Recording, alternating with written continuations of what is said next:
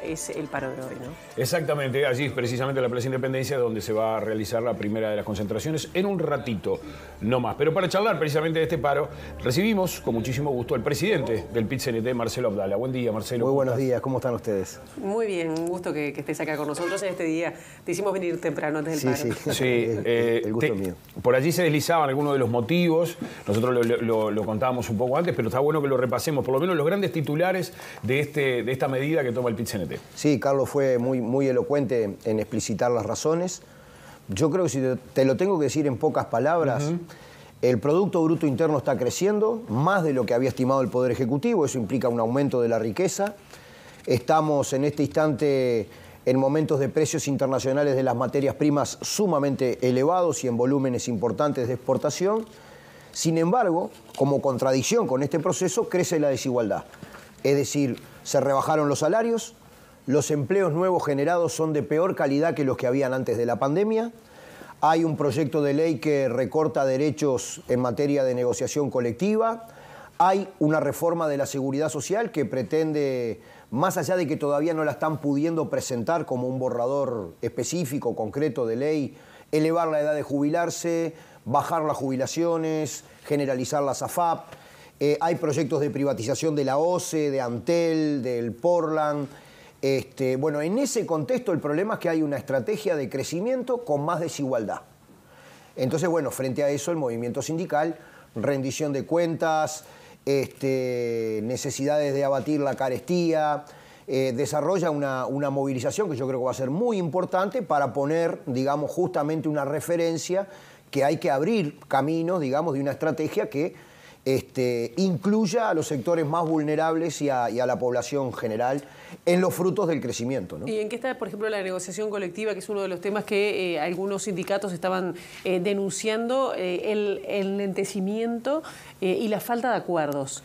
¿Incide en eso? Aunque COFE sí pudo acordar y firmar antes de la rendición de cuentas, ¿no? Bueno, en la actividad privada tú tienes la dificultad que el Poder Ejecutivo hizo una recomendación de agregar un 2%, digamos, que disminuya la diferencia entre la inflación proyectada que ellos hicieron y la real que está sucediendo.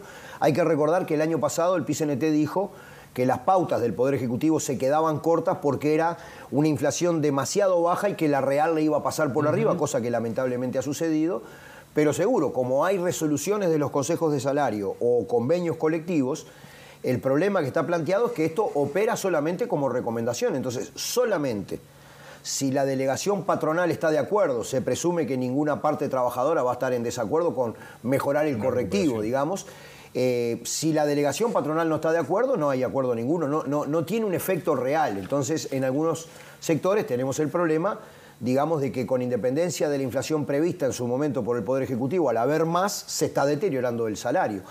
COFE hizo un acuerdo, digamos, hay que tomar en cuenta que el Poder Ejecutivo solamente venía estimando la necesidad de recuperación en un 2,5, un poco por encima, y nuestros compañeros establecían que la pérdida era mucho mayor, era por encima de un 7, y bueno, en este acuerdo se, digamos, pondera la recuperación necesaria casi en un 6, nuestros compañeros firman, obviamente que queda todavía futuras negociaciones donde mejore esa recuperación y bueno, yo sostengo que más allá del acuerdo desarrollado, todavía falta, digamos, mucho para llenar las vacantes que se necesitan, inclusive las pérdidas concretas en dinero que han tenido los trabajadores no se logran recuperar con este acuerdo. Más adelante se verá eso cómo se desarrolla en el marco de una negociación distinta, ¿no? Marcelo, se está viviendo una crisis a nivel mundial, se podría llamar a esta altura directamente así, por distintos factores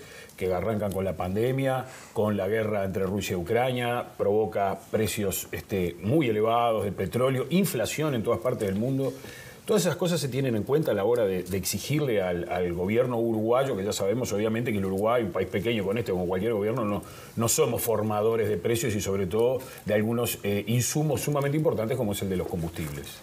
Yo creo que la realidad pide a gritos un orden social y económico diferente, digamos.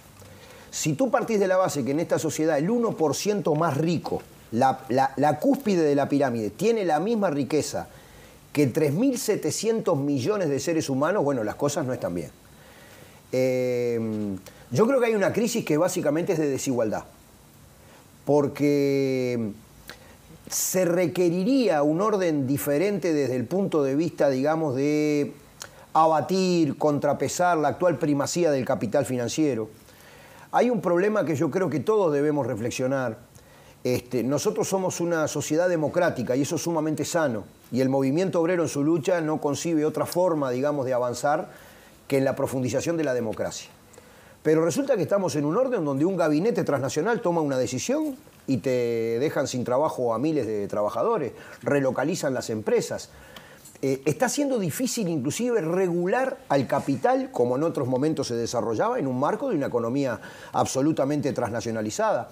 Hay terrible grieta geopolítica. El conflicto que tú relatás te habla de que hay, digamos, un eje en Estados Unidos, en Europa, en Japón, inclusive de los países capitalistas que se desarrollaron en el siglo XX, pero aparece China, aparece Rusia y América Latina. Yo creo que con políticas neoliberales en nuestro continente no vamos a ningún lado y nosotros, a pesar de las dificultades que tiene esto, aspiramos a la integración continental como bandera, digamos, de nuestro propio desarrollo. Si nosotros los pueblos dependientes, empobrecidos, no nos complementamos y no nos ayudamos entre nosotros, bueno, es muy difícil en este mundo, ¿no? Solamente una cosa para redondear esto. Yo lo que preguntaba es, porque a veces el gobierno exige que se comprenda esta situación, eso, el PIT-CNT, ¿qué posición tiene con respecto a las medidas que toma este gobierno aquí en nuestro país? Lo que pasa es que el gobierno, yo no sé si tiene una...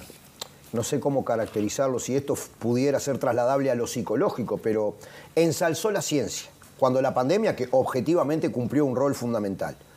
Pero ahora no le da absolutamente casi ningún recurso de incremento a la inversión en ciencia. Ayer conversábamos con InvestigaUy y nos decían que en realidad a lo sumo había un 0.2 de crecimiento de participación de la investigación científica en el Producto Bruto Interno. Deja fuera de toda cuestión en la rendición de cuentas a la Universidad de la República. Recorta los gastos en vivienda.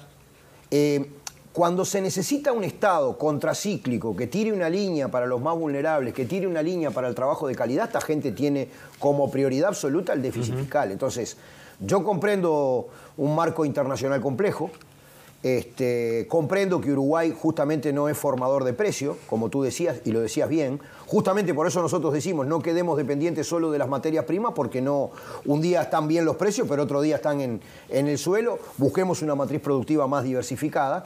Pero el problema es que las políticas en el margen de acción que le corresponde al Estado, que podrían ser diferentes, son contrarias no solamente a la clase trabajadora, porque cuando el trabajador está mal el jubilado, que ajusta sus jubilaciones en función del índice medio de salario, y hay que recordar, porque esto nosotros lo tenemos en el centro, a los pequeños comerciantes, bolicheros, kiosqueros, pequeños productores agropecuarios e industriales que tienen sus negocios en el mercado interno. Entonces, claro, Marcelo, yo te quería preguntar respecto a la rendición de cuentas que hoy está y que está vinculado a los temas que estabas tú planteando recién.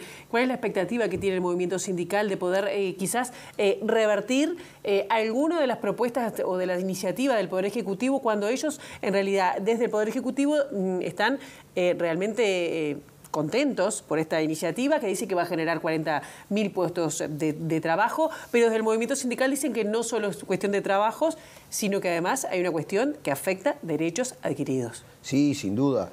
Con la ley de negociación colectiva ellos flechan la cancha de la negociación en contra de la parte trabajadora, con la llamada ultraactividad que habla de la duración de los beneficios pactados o acordados legítimamente entre trabajadores y empresarios. Pero hacia el 1 de mayo nuestro Instituto Cuesta Duarte hacía una investigación y le daba lo siguiente. Es efectivamente así que se había generado empleo, digamos, que recuperaba los guarismos previos a la pandemia. Pero el problema era la calidad del empleo. Un 37%, esto es casi un 40% del empleo nuevo generado, eran o los jornales solidarios o el plan ABC. Que está todo bien, nosotros lo acompañamos, porque al final de cuentas, si la gente está mal y tú desarrollás una política de asistencia social que tire una mano para ese lado, nosotros lo acompañamos. Pero debería poner las barbas en remojo el Poder Ejecutivo y decir, bueno, si casi el 40% del empleo nuevo estás hablando de salarios de un entorno de 10.000 pesos, bueno, algo no está bien. Porque claro, pero hablan de 40.000 nuevos, se supone 40.000 nuevos puestos de trabajo. Sí, yo los quiero ver. ¿Tenés expectativa con respecto a eso? No, yo los quiero ver porque justamente nuestros compañeros del Zunca, por ejemplo, establecían, bueno, termina las obras de UPM y del Ferrocarril Central. Y ellos no avisoran, digamos, que luego de que terminen estas obras pueda dinamizarse una cantidad de trabajo como la que existe hoy, en este momento, ¿no? Entonces, ¿Y el anuncio de la nueva inversión en obra pública que se hizo hace un par de días? sí, pero si esas obras, que no está mal, ¿no? En ruta, sobre todo. Claro, ¿no? el problema es el siguiente, si esas obras, que no está mal, nosotros no lo descartamos, son en vialidad, la composición de maquinaria utilizada con respecto a la composición de mano de obra es inferior a la que esa misma inversión repercutiría si se invierte en vivienda, donde vos matás dos pájaros de un tiro porque resolvés un problema del país, le das más presupuesto a vivienda y a su vez generás más trabajo, ¿no? Por lo que nos explicaban a nosotros los compañeros del Zoom. Quiero decir, no está mal que el país mejore su vialidad porque eso hace parte del desarrollo del país, pero de repente no alcanza para, digamos, generar el mismo nivel de empleo que existe con estas inversiones. Digamos, ¿no? También dicen que el PIT-CNT le está haciendo más paros a este gobierno que al del Frente Amplio, y más justo cuando quien está al frente del Frente Amplio integraba la... Sí, eso es obrera. una falsedad enorme. Yo tuve un debate con el señor ministro de Trabajo y reconoció que luego de decir eso estudió los guarismos que daba la Universidad Católica, que es quien estudia el índice de conflictividad, y nosotros estamos en los mismos parámetros de acción, de movilización y de paro que los que había bajo los gobiernos anteriores, digamos. Y eso porque hay un movimiento sindical que efectivamente es, digamos, independiente y adopta sus decisiones de modo autónoma, aunque no es indiferente con respecto a qué tipo de políticas son las que se desarrollan, ¿no? ¿Es más difícil negociar ahora? Es que ahora casi que con el Poder Ejecutivo no hay negociación. Sí hay diálogo, yo te mentiría si te dijera que el presidente de la República, algún ministro quiere tener una conversación con el movimiento sindical, esta no se hace, hay unas puertas abiertas en ese sentido y al revés es lo mismo. Pero una cosa es conversar y otra cosa es que se tomen en cuenta alguna de las propuestas que hace el PIT-CNT. Fíjate que todas las propuestas que nosotros hicimos el 1 de mayo, que iban justamente para los sectores más castigados por la crisis, ni siquiera las respondió. No nos dio una respuesta. Bien, Marcelo Abdala, muchísimas gracias por estos minutos aquí en Ciudad Viva. Un gusto como siempre y felicitarlos por el trabajo y por el programa. Muchísimas gracias, Marcelo. Bueno, y vamos a mirar cómo está la ciudad de Montevideo. Aprovechando